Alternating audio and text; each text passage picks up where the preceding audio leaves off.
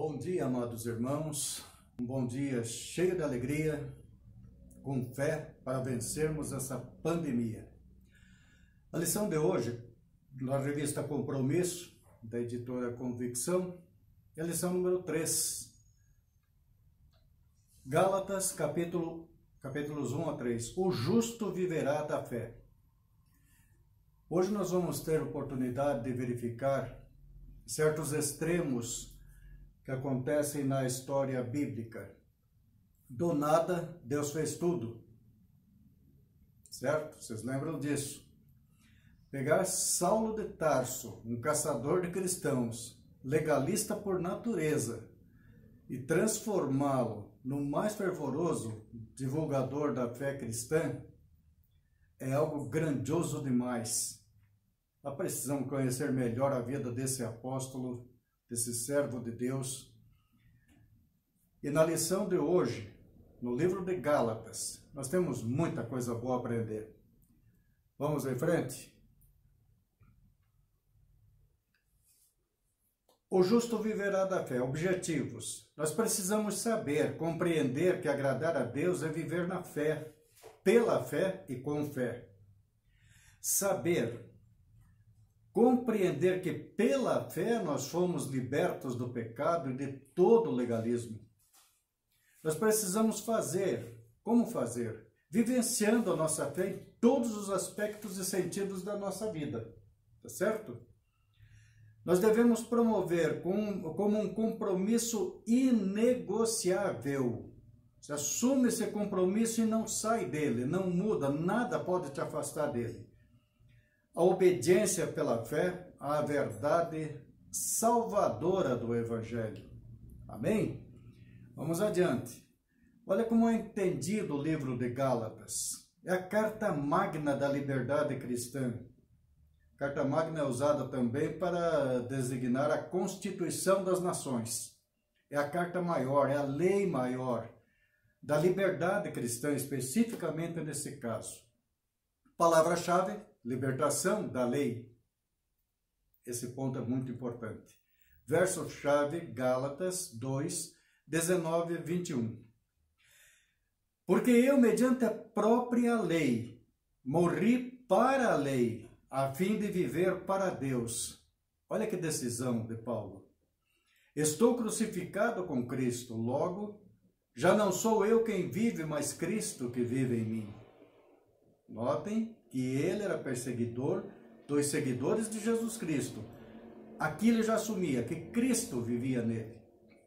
E esse viver que agora tenho na carne, vivo pela fé no Filho de Deus. E nós, estamos vivendo pela fé em Cristo? Fé no Filho de Deus que me amou e assim mesmo se entregou por mim. Não anulo a graça de Deus, pois se a justiça é mediante a lei, segue-se que Cristo morreu inutilmente. Nós sabemos que não foi assim, gente. Paulo aborda essa polêmica em três direções muito interessantes. O Evangelho da Graça, primeiro, é defendido por Paulo. Segundo, ele é explicado por Paulo e com que preciosidade Paulo faz isso. E esse mesmo Evangelho é aplicado no dia a dia de Paulo e daqueles discípulos que ele tinha. Os Gálatas são um ponto crucial nessa polêmica ali, e nós vamos chegar lá já já. Essa carta magna da liberdade cristã, o livro de Gálatas, é um manifesto de Paulo sobre a justificação pela fé e a consequente liberdade, dirigido aos que queriam largar a liberdade que tem em Cristo pela graça. Por quê? Porque eles estavam sendo manipulados pelos sacerdotes, pelos principais, pelos fariseus, pressionando o povo da Galácia a voltar para a lei mosaica. E o objetivo de Paulo, nessas três direções ali que ele abordou, era combater esse falso evangelho da teologia dos judeus que oprimia os crentes gálatas a trocarem essa liberdade pela escravidão da lei. Texto áureo de Gálatas. É evidente que ninguém é justificado diante de Deus pela lei, porque o justo viverá pela fé. E Paulo já posteriormente veio falar resumir esse mesmo enfoque para os romanos, lá em 3:28. Concluímos, pois, que o homem é justificado pela fé, independente das obras da lei. Não tinha que ser aquela dureza toda. Tudo aquilo sem fé não vale nada. Nós vamos ver lá adiante também. Em Tiago 2, também tem uma referência a essa questão que esbarra lá na polêmica mencionada antes. Mas dirá alguém, tu tens fé e eu tenho as obras. Mostra-me a tua fé sem as tuas obras, e eu te mostrarei a minha fé pelas minhas obras. Mas, ó homem vão, queres tu saber que a fé sem obras é morta? Porque assim como o corpo sem o espírito está morto, assim também a fé sem obras é morta. Tem um detalhe muito importante nesse aspecto de Tiago aqui. As pessoas se preocupam em fazer caridade, em fazer um monte de coisas, mas estão fazendo, muitas pessoas fazem de todo o coração, mas tem muita gente que faz para se promover. Tem instituições que fazem cartazes, faixas e um monte de coisas para arrecadar as coisas, para dizer, olha, foi nós que fizemos. É contra a própria Escritura. Não saiba a tua esquerda o que a tua direita fizer. Lembram disso? Eu não lembro agora a citação, em que trecho está lá. Mas é certo isso. Não saiba a tua esquerda o que a tua direita fizer. Faça o bem de todo o coração, mas não fiques tocando trombeta nas esquinas. Não precisa isso. E se você tem fé, mas não realiza nada, essa tua fé é inútil. Você nem ao menos ora por alguém. Você auxilia alguém? Faça com amor. Dedique-se à causa de Cristo. E fé, o que é? Quais os tipos e significados da fé? Ela vem do latim, fides, fidelidade, e do grego, pistia. É a firme opinião de que algo é verdade, sem qualquer tipo de prova ou critério objetivo de verificação. Pela absoluta confiança que depositamos nesta ideia ou fonte de transmissão. Abraão foi considerado o pai da fé, porque acreditou que Deus era poderoso para ressuscitar o seu filho, Isaque, se necessário. A fé é de tal importância que o capítulo 11 de Hebreus é considerado como a galeria dos heróis da fé. E conforme Hebreus 11:2, pela fé os homens alcançaram testemunho. E 11:6 ele já está ali. Fé, o que é? A segunda parte. Hebreus 11. Ora, fé é a certeza, 11:1. Ora, a fé é a certeza de coisas que se esperam, a convicção de fatos que não se veem. Tomé teve que tocar o dedo nos furos dos cravos, teve que botar a mão no lado de Jesus para ter certeza que era ele. Ele não chegou a fazer isso porque ele ficou tão envergonhado que ali ele creu, mas ele teve que ver para crer. Nós cremos sem ter visto. Você deve crer da mesma maneira, tá certo? Agora, Hebreus 11:6. Você quer ter uma vida agradável a Deus? Fala sério. De fato, sem fé, é impossível agradar a Deus. Porquanto é necessário que aquele que se aproxima de Deus creia que Ele existe e que se torna galardoador dos que o buscam. Podia ter ali de todo o coração, mas não é para acrescentar nada na palavra, fica só para entendimento melhor. Dos que o buscam de todo o coração. Esse é um tipo de fé salvadora que faz o homem se aproximar de Deus. E a fé natural? O homem, ele já nasce crendo em alguma coisa. Crê que ao entrar no avião, ele chegará ao seu destino. Seja no carro, no ônibus, no trem, ele chegará no seu destino. Ele crê nisso, é a fé natural. Come crendo que aquele alimento vai lhe fazer bem. E trabalha crendo no salário que receberá no final do mês. E esses que nessa pandemia agora estão sem trabalho, sem atividade lucrativa, como que estão sustentando as famílias? Aí você se dispõe a ajudá-las, faz bem, mas faça de todo o coração, como quem faz para o Senhor, e Ele os recompensará. Colossenses 3, 23, 24. Não está aqui no texto, mas coube certinho. Viver na fé é também compreender e viver de acordo com a presença e ação do Espírito Santo em nós. Viver de acordo com a presença e ação do Espírito Santo em nós. Gálatas 3. Aquele, pois, que vos concede o Espírito que opera milagres em vós, entre vós, porventura, o faz pelas obras da lei ou pela pregação da fé? Esse questionamento de Paulo atingiu a consciência dos Gálatas, que assim foram alertados. Retornar ao legalismo de Moisés seria como negar toda a ação do Espírito Santo. Negar toda a ação do Espírito Santo. Portanto, viver a fé é ter a compreensão e a prática da presença do Espírito e viver nele. A natureza carnal não pode prevalecer porque temos o Espírito. O nosso corpo é templo do Espírito Santo. Paulo revelou isso.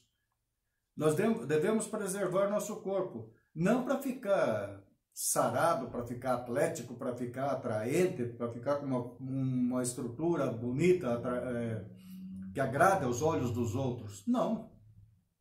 Nós precisamos, sim, meus irmãos, manter o nosso corpo saudável, vivo e ativo, vivendo com Cristo, por Cristo e em Cristo o tempo inteiro.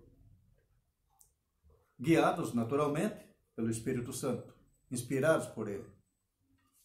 Viver na fé é entender que a verdadeira obediência é a verdade do Evangelho. Gálatas 3, verso 1. Significado das palavras de Paulo. Os Gálatas ficaram fascinados. Mas quem não ficaria? Paulo era incisivo, mas era cirúrgico, digamos assim. Ele ia no ponto certinho para abrir e colocar ali a semente do Evangelho. Realidade atual. Em todos os níveis sociais, dependendo do preço, da vantagem, das conveniências e das circunstâncias, muitos trocam a verdade pela mentira. Vocês estão presenciando uma enxurrada, um tsunami de mentiras o dia inteiro a respeito de coisas muito sérias. Muito sérias. Insatisfeitos por terem perdido o poder, tudo fazem, negociam até a alma, através da mentira, para tentar reconquistar aquele ganho fácil que vinham tendo ao longo de muitos anos. A novidade, o modismo, a iniquidade desenfreada, está todo mundo fazendo, vamos fazer também, tá certo? Presta bem atenção. Essa iniquidade desenfreada tem levado muitas pessoas a traírem a verdade, se vendem. Teve um que se vendeu por 30 moedas de prata. Hoje eles cobram milhões, bilhões, consomem isso, tiram isso do poder público para prejuízo dos próprios irmãos da nação, como se nada fosse acontecer com eles. Não basta alguém falar que tem fé, é imprescindível conhecer o conteúdo dessa fé. Há muito tempo atrás, eu estava participando de um pequeno grupo e falava sobre a fé. E naquele dia eu estava quieto, mas prestando atenção, e o coordenador, o irmão Valdeci, que foi meu discipulador na igreja, uma abençoada pessoa, falou: irmão Lauro vai estar quieto hoje, não vai falar nada? Vou. A respeito da fé. Vou explicar assim, a situação está ruim? Está. Pode piorar? Pode piorar e pode piorar muito. Mas eu tenho a certeza de que no tempo certo de Deus, no jeito certo de Deus, tudo dará certo. Essa é a minha visão de fé. Refletindo, será que nós também não estamos valorizando mais as coisas da carne, do lazer, da alimentação, recursos financeiros, patrimoniais, prazeres e outros. E a fé? Onde está?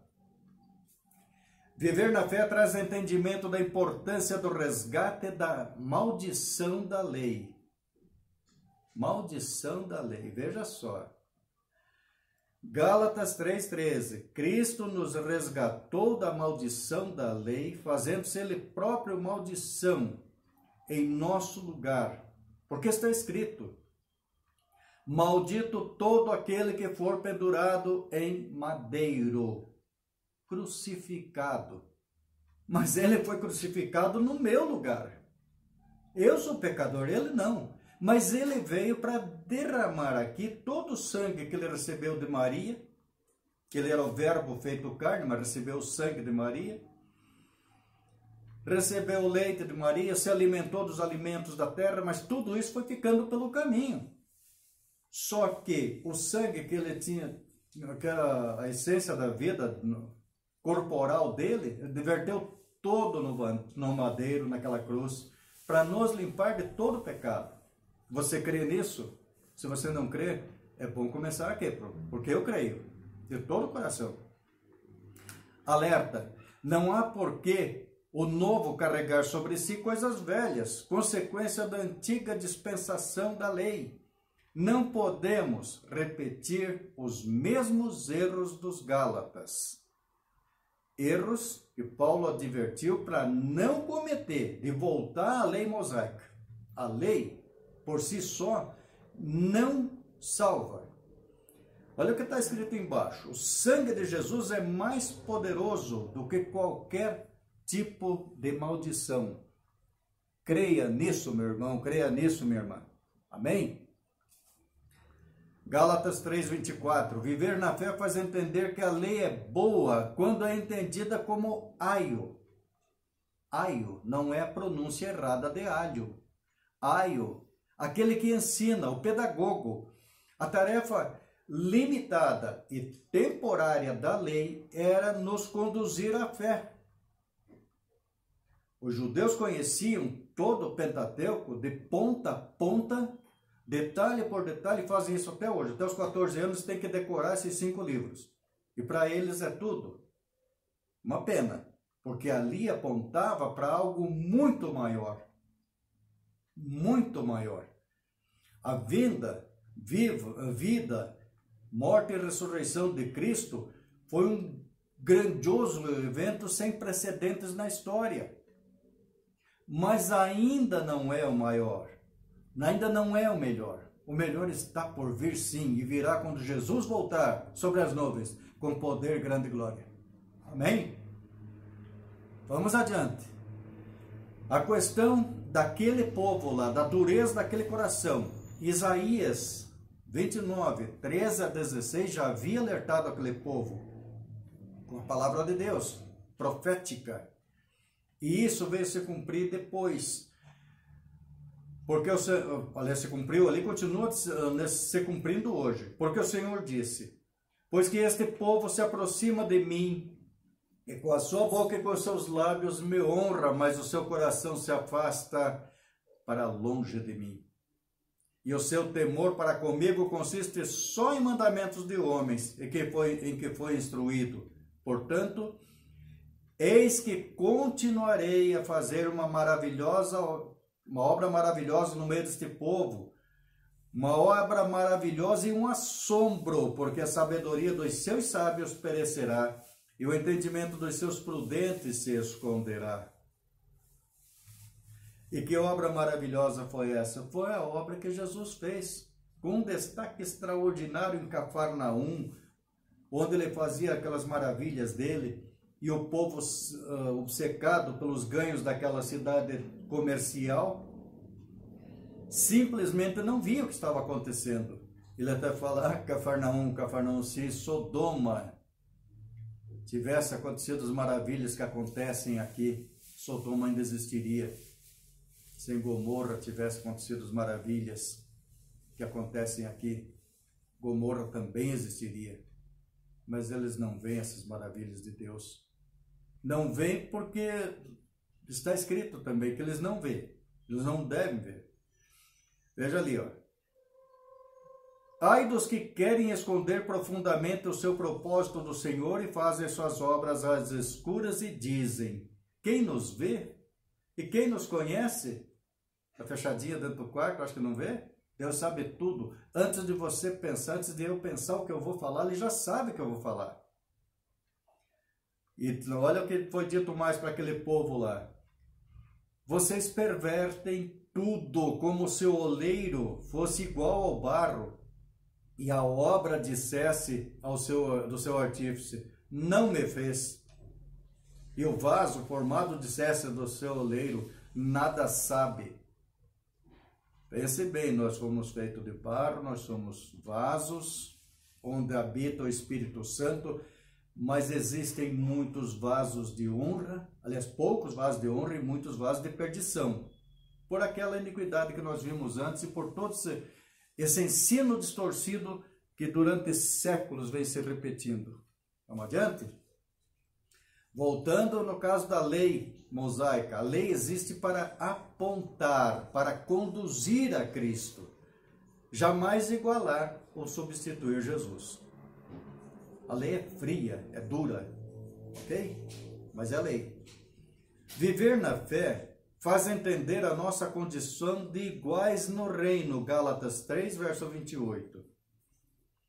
Significado: a cruz de Cristo desfez toda inimizade e separação entre o homem e Deus, entre os próprios seres humanos. A mesma comunhão em Cristo e o desfrutar da promessa é para todos, igualmente, sem diferença. Lembra que veio para os seus e os seus o rejeitaram? A pedra angular foi rejeitada. E daí ele trouxe Saulo, aquele que já comentamos no começo, para pregar não só para os judeus, mas principalmente levar o evangelho da salvação aos gentios, às nações em torno de Jerusalém e dali até os confins da terra. Ainda bem, pela conversão de Saulo em Paulo, temos essas maravilhas para conhecer, aceitar, vibrar com elas e viver por elas. Barreiras, separação, conveniências raciais são ocorrências que pretendem perverter e anular a mensagem do Evangelho. É pela fé que somos conduzidos a converger para a igualdade, seja social, racial ou espiritual, que é a mais importante. Você se torna irmão de uma pessoa que você nunca viu, ela está no lado oposto do mundo. Mas vocês dois têm a mesma fé, creem no mesmo Jesus Cristo como o único Senhor e Salvador. Não há nenhum outro nome entre o céu e a terra pelo qual importa que sejamos salvos. Lembram disso? Está escrito. Agora lembrem sempre, ele veio para os seus e os seus não o receberam. João 1, verso 11. Lá em 1 Timóteo 2,7, olha que maravilha. Para isto fui designado, pregador e apóstolo, afirmo a verdade e não minto, mestre dos gentios, na fé e na verdade. Paulo passou a maior parte do tempo dele preso. E tem um detalhe. Paulo trabalhava, ele era produtor de tendas, ele construía, costurava, sei lá como é que ele fazia aquilo, mas ele fabricava tendas. E tinha o seu sustento dali. E recebia ajuda das igrejas irmãs, das igrejas nascentes na época. Lá em Romanos 12, 4 e 5, mais um esclarecimento de Paulo sobre essa unidade que devemos ter na fé e no Espírito. Porque assim como num só corpo temos muitos membros, mas nem todos os membros têm a mesma função, assim também nós, conquanto muitos, somos um só corpo em Cristo e membros uns dos outros. Olha que grandiosidade. A salvação, polêmica e desafio. Os judeus queriam levar os gálatas a crerem que alcançariam a salvação pela obediência à lei de Moisés. E é evidente que pela lei ninguém será justificado diante de Deus, porque o justo viverá da fé. Gálatas 3, 11. E aí fica essa pergunta: como eu resolveria esse problema nos dias atuais? Com tanta descrença, com tantos bacanais em tudo quanto é canto, com tantas distorções da palavra, com tantos falsos pastores, falsos profetas. Hebreus 3, 14 e 15, Hebreus 4, verso 7. Porque nos tornamos participantes de Cristo se retivermos firmemente o princípio da nossa confiança até o fim, enquanto se diz: hoje, se ouvirdes a sua voz, não endureçais os vossos corações como na provocação. 2 Coríntios 6, 1, 2. E nós, considerando também com ele, vos exortamos a que não recebais a graça de Deus em vão, porque diz: te ouvi em tempo aceitável e te socorri no dia da salvação. Espere por isso, crê em Deus e Ele vai te salvar. Ele vai me salvar. Ele vai salvar todo aquele que nele crê de todo o coração. Efésios 2, 8 e 9. Vê se é pela lei isso daqui, ó. Lembra? Os judeus forçavam os moradores da Galácia a voltarem para a lei mosaica. Olha que realidade está aqui em Efésios 2, 8 e 9. Porque pela graça sois salvos. Pela graça. Por meio da fé. E isso não vem de vós. E é dom de Deus. E não vem das obras para que ninguém se glorie. Ah, eu fui salvo porque eu fui bonzinho. Esqueça. Se foi bonzinho, com que intenções? Segundas, sétimas? Deixa para lá. Presta atenção aqui, vou ler de novo. Porque pela graça sois salvos pelo meio da fé. Isto não vem de vós, é dom de Deus. Não vem das obras para que ninguém se glorie. Amém? E como viver pela fé? Tem jeito? Tem. Exercita a fé. Porque tudo que você não exercita, atrofia. Você orava sempre, parou de orar? Vai ser difícil recomeçar, né? Você acreditava, deixou de crer? Ô, gente, vamos lá, nós devemos perseverar em nossa fé, que deve suplantar a nossa racionalidade.